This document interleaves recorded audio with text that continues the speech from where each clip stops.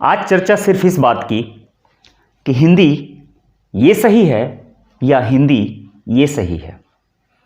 आप सही तरीका लिखते हैं या गलत तरीका लिखते हैं। तो अगर मैं ये सवाल आज पूछ रहा हूं तो इसका कारण ये नहीं है कि कौन सा सही है, मुद्दा ये नहीं है। बात सिर्फ ये है कि विवाद की जड़ शुरू होती है 1967 के हिंदी वर्तनी के मानकीकरण के फरमान से। अमीर खुसरो से शुरू हुई हिंदी भारतेंद्र हरिश्चंद्र तक अपने चरम तक पहुंच गई, लेकिन कभी हिंदी को लिखने और बोलने में किसी को परेशानी नहीं हुई। वो तब जब भारत में मुस्लिम शासन और अंग्रेजी शासन का दौर हुआ करता था। लेकिन आज़ाद भारत में 1960 आते आते लोगों को हिंदी से परेशानी होने लगी। उनको हिंदी लिखने और पढ़ने में परेशानी होने लगी।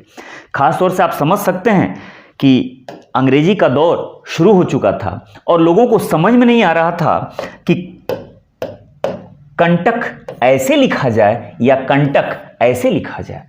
बड़ी मजेदार बात यह है कि हजारों साल तक परेशानी नहीं हुई, लेकिन अब परेशानी होनी शुरू हो गई कि कंटक कैसे लिखा जाए। लोगों को समझ में नहीं आया कि कंचन ऐसे लिखा जाए या ऐसे लिखा जाए। फिर क्या था?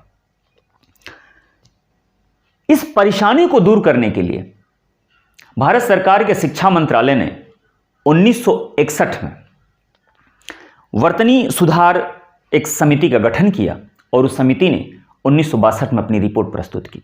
उस रिपोर्ट को मानते हुए, यानी कि उस रिपोर्ट को आधार बना करके भारत सरकार के शिक्षा मंत्रालय के द्वारा 1967 में हिंदी वर्तनी का मानकीकरण शीर्षक से एक फरमान जारी कर दिया गया। और फरमान यह कहता है कि पंचमाक्षर का प्रयोग अब नहीं किया जाएगा। सीधे सीधे झंझट से मुक्ति दिला दिया, हिंदी को एकदम से सरल बना दिया। न कंटक न कंटक, सीधे सीधे हो गए कंटक। ये सही हो गया। अब पंचमाक्षर के जगह पर सीधे अनुस्वार का प्रयोग किया जाने लगा। ठीक है, अब ना कंचन होगा ना कंचन होगा, सीधे सीधे अब कंचन होगा। तो फिर इसी तरह से अब ये हिंदी किसमें बदल गई? अब हिंदी इसमें बदल गई। मुझे नहीं मालूम कि उससे पहले इस हिंदी में क्या परेशानी थी। इस हिंदी को लिखने में या बोलने में या पढ़ने में किसी को क्या परेशानी थी, मुझे नहीं मालूम। मैं आज भी ऐसे ही लिखता हूं, लेकिन भारत सरकार की जितने भी विभाग हैं, खासतौर से बात हम सिर्फ यहां हिंदी वो शिक्षा विभाग की कर रहे हैं, वो शिक्षा विभाग हिंदी ऐसे लिखने का फरमान जारी करता है। कब? 1967 में हिंदी वर्तनी का मानकीकरण से। ठीक है, उस समिति में बैठे हुए जितने भी महामहिम विद्वान लोग थे, उन्होंने तर्क यह दिया कि हिंदी का ये जो तरीका है ये बड़ा ही क्लिष्ट तरीका है, बड़ा कठिन है। क्यों न हिंदी को आसान कर दिया जाए और हिंदी को आसान करके एकदम आम जनमानस का हिस्सा बना दिया जाए और हिंदी एकदम जन जन तक पहुंचा दिया जाए। लोगों को लगा कि बस अब क्या, सारे लोग अंग्रेजी छोड़कर एकदम हिंदी की तरफ दौड़ लेंगे। लेकिन आज 2025 में बैठ करके जरा देखिए कि हिंदी की दुर्गति कितनी हुई है। क्या सभी लोग हिंदी की तरफ भाग गए या हिंदी को छोड़ करके भाग गए लोग? फैसला आप खुद कर पा रहे हैं। उस सरलीकरण का अंजाम क्या हुआ, जरा ध्यान से देखिएगा। दावा तो यह था कि हिंदी को सरल बना देना था, लेकिन हिंदी को सरल बनाने के बजाय हिंदी को कितना क्लिष्ट बना दिया गया, कितना कठिन बना दिया गया। इसका एक छोटा सा नमूना मैं आपको दिखा रहा हूं। हिंदी की सबसे बड़ी विशेषता, याद रखिएगा, देवनागरी और हिंदी की सबसे बड़ी विशेषता, पूरे विश्व में अगर एक आध दो भाषाएं हो सकती हैं तो कोई और होंगे, लेकिन अपनी प्यारी सी हिंदी की यही विशेषता थी कि जैसा लिखते हैं वैसा ही बोलते हैं, जैसा बोलते हैं वैसा ही लिखते हैं। लेकिन अब मामला उल्टा हो गया। अब बच्चों को समझ में नहीं आता है कि लिखते कुछ और हैं, बोलते कुछ और हैं, या बोलते कुछ और हैं, लिखते कुछ और हैं। एग्जाम्पल जरा देखिएगा। आज बच्चों को पढ़ाया जाता है सीधा सीधा मंजन, मंथन, चंदन, कंचन, गंगा, पंगा, संयम। ये बच्चे 10-12 या ग्रेजुएशन पास कर लेते हैं ये पढ़ते पढ़ते। लेकिन जब कंपटीशन में उतरते हैं तो जब हिंदी ग्रामर का, अगर किसी एग्जाम में अगर हिंदी ग्रामर का पेपर होता है तो उसमें शुद्धि अशुद्धि पूछी जाती है और पूछा जाता है। या तो सरलीकरण किए तो ये सब कुछ खत्म कर देना चाहिए था। जितने भी पंचमाक्षर का सारा प्रयोग, वो चाहे एग्जाम हो चाहे आम जन किताब हो, हर जगह से खत्म कर देते। लेकिन जब बच्चों का पाला पड़ता है एग्जाम से तो बच्चों को बताया जाता है कि देखो भैया, मंजन ऐसे लिखा जाता है, मंथन ऐसे लिखा जाता है, चंदन ऐसे लिखा जाता है, कंचन ऐसे लिखा जाता है, और तो और देखिएगा गंगा और पंगा ऐसे लिखा जाता है, और संयम में कोई बदलाव नहीं होता, ऐसे ही लिखा जाता है। तो सारे के सारे बच्चे वो अपना सर पकड़ करके नीचे बैठ जाते हैं। अब उनको लगता है कि हिंदी तो दुनिया की सबसे कठिन भाषा है। क्यों? क्योंकि सब में एक जैसा अनुस्वार और एक जैसा अनुस्वार है, लेकिन उस अनुस्वार को जो परिवर्तित करे तो देखिए यहां पर इया हो जाता है, यहां न हो जाता है, यहां न हो जाता है, यहां इया हो जाता है, यहां अंगा हो जाता है, यहां अंगा हो जाता है, और मजेदार बात यह है यहां तो कुछ होता ही नहीं है। अब वो लड़का पागल हो जाता है कि नहीं हो जाता है? अब इस वक्त जाकर के एग्जाम हॉल में उस लड़के को पता चलता है कि हिंदी दुनिया की सबसे क्लिष्ट भाषा है। अब यहां से उसके दिमाग में आता है कि चलो यार, अब अंग्रेजी ही पढ़ना, अंग्रेजी सबसे आसान है। मैं कंपटीशन में पढ़ाता हूं, मैं 2016 से कंपटीशन को बच्चों को पढ़ा रहा हूं, इसीलिए मैं बातें कह रहा हूं।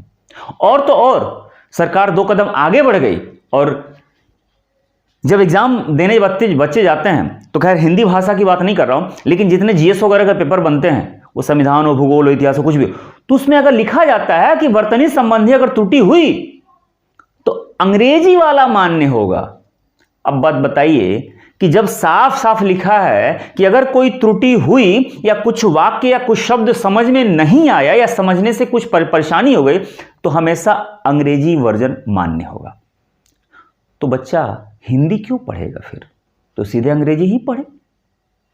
हिंदी पढ़ के गए, हिंदी समझ में नहीं आया और हिंदी को तुम मानोगे नहीं तो फिर हिंदी कोई क्यों पढ़ेगा? और ऐसी हिंदी उसको 25 साल तक ये पढ़ाएगा और 25 साल के बाद उसको समझ में आ रहा है कि अनुस्वार एक बार इयां में बदल जा रहा है, एक बार अनुस्वार नौ में बदल जा रहा है, तो उसके लिए परेशानी हो गई कि नहीं हो गई?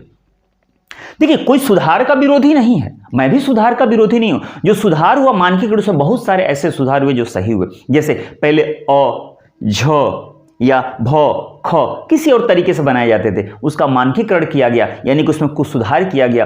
अब अ, झ, भ कुछ सरल किया गया, कुछ हद तक सही हुआ, लेकिन इस सुधार ने हिंदी की आत्मा ही खत्म कर दी। तो सुधार उस स्तर तक ही सही है जहां से आत्मा मर न जाए। हिंदी की खूबसूरती में बताया ना कि हिंदी की खूबसूरती सिर्फ इतनी सी है, और पूरी दुनिया में इस बात पे गर्व होना चाहिए कि हम जो बोलते हैं वही लिखते हैं, जो लिखते हैं वही पढ़ते हैं, वही बोलते हैं, और इससे सारा भ्रम खत्म हो गया। पढ़ कुछ और रहे हैं, लिख कुछ और रहे हैं, पढ़ कुछ और रहे हैं, लिख कुछ और है। क्यों? क्योंकि बच्चों को पंचमाक्षर का मतलब ही नहीं पता है। मानकीकरण ने यह कहा कि विद्यालय ऐसे लिखा जाएगा, चलिए बहुत अच्छी बात है, विद्यालय ऐसे लिख दिया, लेकिन एक बात बताइए कि विद्यालय अगर हम ऐसे लिख रहे थे तो परेशानी क्या थी? विद्यालय अगर ऐसे लिख रहे थे तो उसमें परेशानी क्या थी? मुझे नहीं लग रहा कोई परेशानी होनी चाहिए थी, लेकिन मानकीकरण ने फरमान जारी कर दिया कि 2 व्यंजनों को संयुक्त व्यंजन बना करके लिखा जाएगा।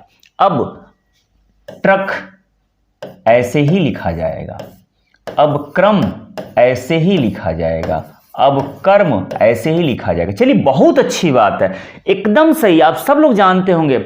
लेकिन आज का युवा, जितने लोग 24 घंटे में 20 घंटे जो मोबाइल पे लगे हुए हैं लोग, उन्हें ये पता ही नहीं है, वो ग्रेजुएशन पास कर लिया, वो ये अक्षर पढ़ के बड़े हो गए, विद्यालय पढ़ लिए, उन्हें पता ही नहीं है कि यह कौन सा अक्षर है। मैं बहुत सारे लोगों की बात कर रहा हूं, मैं कंपटीशन को पढ़ाता हूं, बच्चे जब आते हैं और उनको बताया जाता है कि ये क्या है तो उन्हें पता ही नहीं कि ये क्या है। वो द्यो एक व्यंजन पढ़ करके बड़े हुए हैं, विद्यालय में समझते हैं ये द्यो है, लेकिन जब बताया जाता है कि नहीं बेटा देखो ये द्यो है, क्या है, आधा दो और यो होता है, तो उन्हें सरप्राइज लगता है।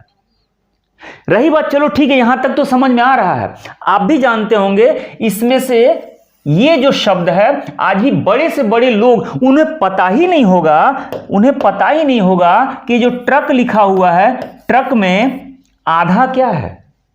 अब बच्चे क्या करते हैं, कहते हैं इसमें भी आधा र है, इसमें भी आधा र है, इसमें भी आधा र है। अगर यही ट्रक ऐसे लिखा जाता तो क्या बच्चों को बताने की कोई जरूरत पड़ती कि इसमें आधा कौन है पूरा कौन है। आज कह दीजिए कि इसमें र पूरा है ट आधा है तो बच्चे एकदम पागल हो जाते हैं, सर ये क्या बता रहे हैं आप कह दीजिए कि ये क्रम जो लिख रहे हैं इसमें क्रम में को आधा है र पूरा है तो बच्चों को एकदम सरप्राइज लगता है, सर ये क्या बता रहे हैं आप। लेकिन अगर यही क्रम ऐसे लिखा जाता तो क्या परेशानी थी, किसी को बताने की समझाने की जरूरत थी नहीं थी, सब ऐसे जानते।